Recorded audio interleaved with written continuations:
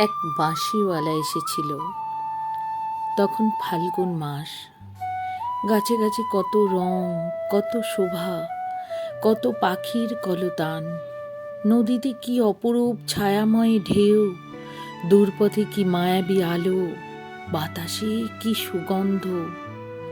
এক বাঁশিওয়ালা এসেছিল। তার বাঁশির সুর মমের আলোর মতো স্নিগ্ধ, তার বাঁশির শব্দ পাতা ঝরার মতো পেলব। তার বাঁশি কি করুণ, কি মোহময়। সে এসেছিল। জানলার পর্দা উড়ল হাওয়ায়, দুয়ারের আগল গেল খুলে, বাগানের গাছের পাতার ডালে ছড়িয়ে পড়ল প্রজাপতির মতো রঙিন গান।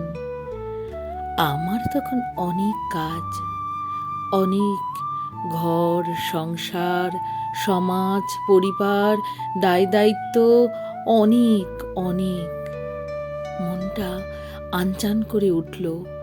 ভেতর থেকে কে যেন ঠেলা লাগালো, যাও যাও, দেরি করো না। কিন্তু আমার দেরি হয়ে গেল। আমার পুজো, আমার গেরস্থালি, আমার কর্তব্য, আমার নিত্য দিনের ৭-১৭ ঝামেলা, আমার দেরি হয়ে গেল। যখন সব সেরে, সব চুকিয়ে ছুটে গেলাম বাইরে, বড় দরজাটারও বাইরে, রাঙা ধুলোর বিষণ্ণ পথে, তখন বাঁশিটি পড়েছিল, ভাঙা, সুরহীন, স্তব্ধ।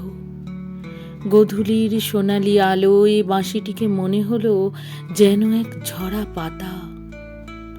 আমি আমার সবটুকু দিয়ে বাঁশিওয়ালাকে খুঁজলাম। সন্ধ্যা লগনে আকাশে ফুটে ওঠা প্রথম তারাটি বলল, আমি এখানে, আমি এখানে, আমি এখানে।